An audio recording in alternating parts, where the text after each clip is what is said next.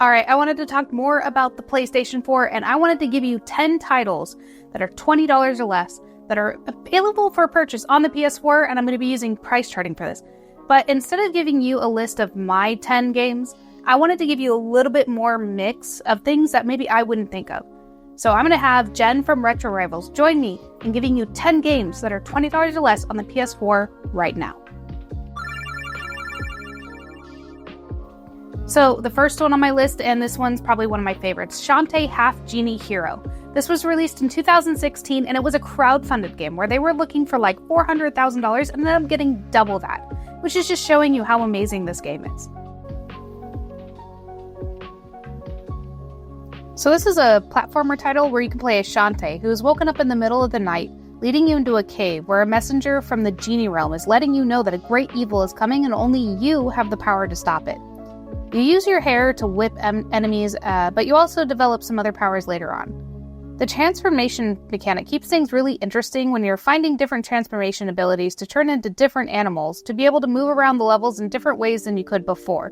So there is a little bit of backtracking, but it does get pretty easy once you realize what you've missed once you get the upgrades. And the art style and music is really charming, and it contributes to the fun overall. I'll never forget the opening scene in the game where the music was such a banger, and you'll have to look up the song due to copyright reasons, and I know I've mentioned this on my channel before. Overall, I'm a big lover of platformers, and this has unbelievably tight controls, and it's got really interesting level designs with some variation in boss fights. Some of them, a little bit questionable. This game had a release following this. It was Shante and the Seven Sirens, which I haven't played yet, but I definitely want to because the series is amazing. Hey Sam, thanks for having me along on this video. I have 5 great games that I'm going to go over with you right now. And the first one is White Day, a labyrinth named school. Now this one to me is a bit of a hidden gem. It was originally a PC game, came out in 2001, and then it got ported to the PS4 in 2017. So a little backstory on White Day. It's actually a response to Valentine's Day where men give a gift back to the women. That's right. Valentine's Day in Japan is the day that women give gifts to men. But in this game you're playing, it's a survival horror game. You play as Lee Hee-min, and he's the protagonist. He breaks into the high school to return his crush's diary and to leave her a small box of chocolates. Little does he know that this will be a night he never forgets. He becomes trapped, he deals with supernatural entities, a crazy janitor who will kill him if he sees them in the school after dark, and yes, if you notice I said them, there are other students in the building that hinder and help him along the way. This game has since been remastered to PS5, Xbox Series X, and Switch, released in 2022. And a sequel is coming August 16th, 2024, White Day 2, The Flower That Tells Lies. Dragon Ball Z Kakarot, released in 2020. This is heavily influenced by FemTrooper, but this is a great way to revisit or visit for the very first time the Dragon Ball Z series in a really fun gameplay way. This is an open world beat 'em up type game, but it's listed more as like a third person RPG with some fun side content that you can do with like random battles for machines to battling dinosaurs to fun little fishing games, which in my opinion, most great games have fishing minigames. The real meat and potatoes here is the story of telling the Dragon Ball Z saga, with multiple characters starring with yours truly, Goku, at the very beginning. And as you go through the storyline, you get to play and experience as other characters and storylines, which is making you watch the story unfold in a way that's so much more fun, with an added mechanic that you are the main protagonist. And as I said, you get to play many characters, and that kind of gives you different perspectives from different characters and different views, which makes you care more about the character and the storyline itself. I would say this game has been a lot of fun to play, and it's quite addictive. You get to explore different towns, you get to explore more of like an open world, there's like different orbs to collect, and of course there's like an upgrade system. And so in typical RPG fashion, you know, you can battle up, you can collect things, and the game does a good job of keeping you busy with some side content. There's some side missions. None of them I think are overly complicated, but it is really fun, especially if you're somebody familiar with the Dragon Ball Z series, to be seeing your characters that are so familiar to you in this beautiful setting. And at first I wasn't sure about the graphics, but it's actually, it really does grow on you because it's that really bold coloring like anime style. So seriously guys, if you guys are on the fence about the Dragon Ball Z series, or you even have like a fraction of an interest in this game, give this one a shot. Give the story a chance. It's so much more than just fighting, I promise. The next game I have for you guys is Iris Fall, a game that came out in 2018. Now, I played this one pretty much at launch. It's a puzzle adventure game with a spooky undertone. After awakening from a dream, Iris follows a black cat into a rundown theater, and as the game progresses, you uncover the hidden meaning behind it all. The game uses a mechanic of controlling light and shadow to platform and puzzle Iris through each stage of her journey. I really enjoyed this game because it gave me subtle Alice vibes of following the white rabbit down the rabbit hole, which is essentially what Iris does. There is no combat at all involved, but one of the more intriguing puzzle games I've played that has this fabulous monochromatic art style. I talk about this game plenty of times on my channel, but I cannot stop singing its praise. Sleeping Dogs Definitive Edition for the PS4 was released in 2014, which is the definitive edition of the Xbox 360 and PS3 one, which was back in 2012. In my opinion, one of the most underrated open-world games where you play as Wei Shin, an undercover cop trying to take down the triads from the inside out. You must start from the bottom, working your way up, and trying to basically balance your cop duties as well as your triad responsibilities. This game utilizes hand-to-hand combat using martial arts, but it's a system where you can upgrade, but the real gem with the combat is in the environmental kills, where you can perform these environmental kills using different things from like saws to hooks to grates, and they can be some pretty brutal kills. The atmosphere is also something to behold, as the map is not overly large, but often breathing with life around every corner. As every true fan knows, pork buns equals a whole man. A man who never eats pork buns is never a whole man. You look like you could use a pork bun. Seriously, you guys, don't miss out on this experience. I know some people describe it as a GTA clone, but it is so much more than that. The story is like way better, and the atmosphere is just brimming with things to do.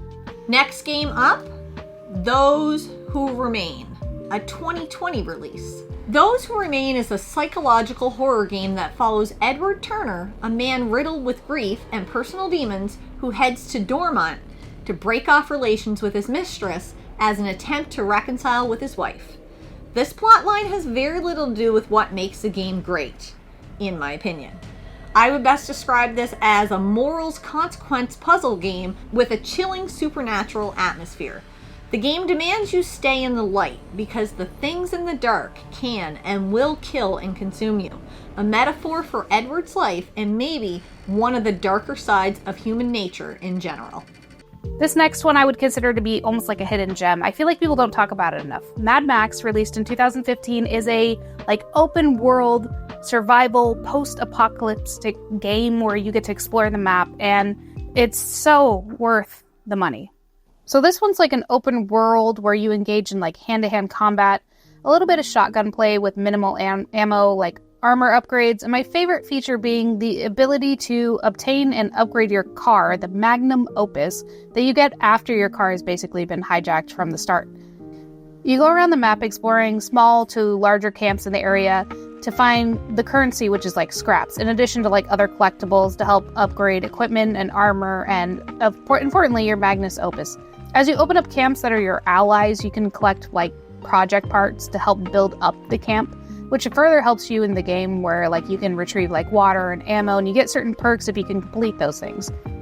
These upgrades are basically the driving force in opening up the map, exploring, and obtaining those collectibles because it really drives you to those areas. And with the cars, obviously racing is something that's involved, so you can complete a series of racing for further rewards, but the story, I would say, is not overly involved, and it doesn't overstay its welcome. In the cutscenes, they're not terribly, long. I would say, for being honest here, my only complaint about this game is that it can get pretty repetitive. Searching the map, grabbing the stuff, doing the thing. The story is interesting enough, but it's not, extremely captivating, so I would say that's, one of the downfalls. Next, Remothered Broken Porcelain, a game that also came out in 2020.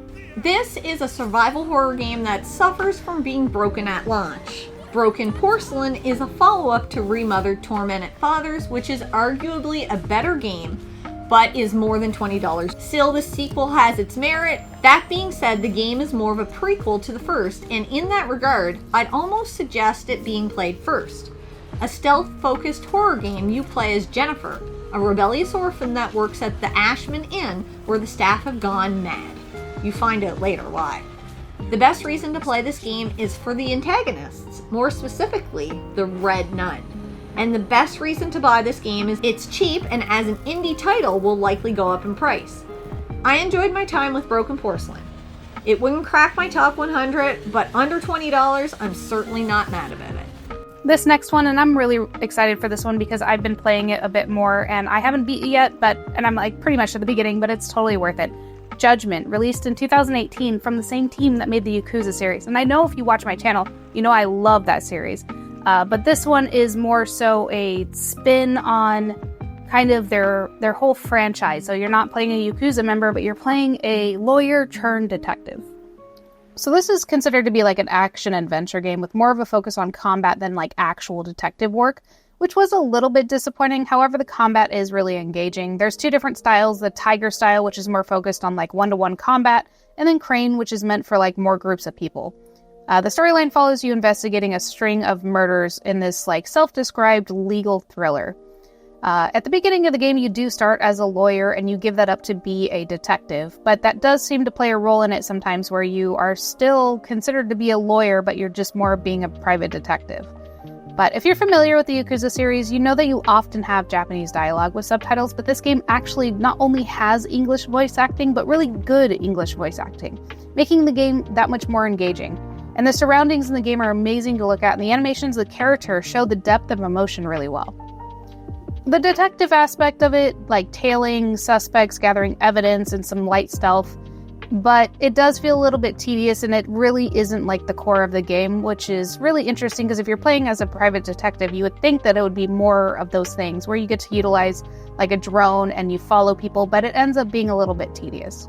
And this game did get a sequel, and it's kind of equally as cheap, Lost Judgment. This ended up being like, I think like $13.95. So if you end up loving Judgment or giving it a shot and you like it, the second one is not that much more expensive. I think both of them did get ports to the PS5, so if you're somebody who wants to have it on the PS5, that's available too.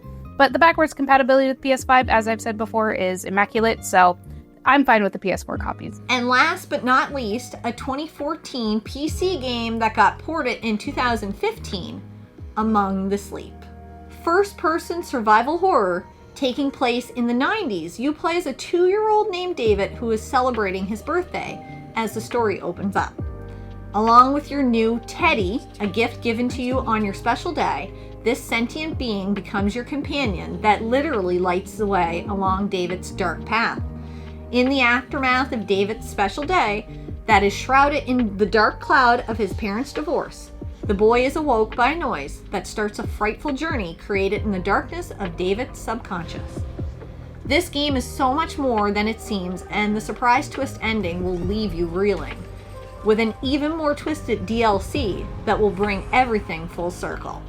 Thank you so much, Sam, for inviting me to take part in this video. I love the PS4. It's one of my favorite consoles, if not my favorite console.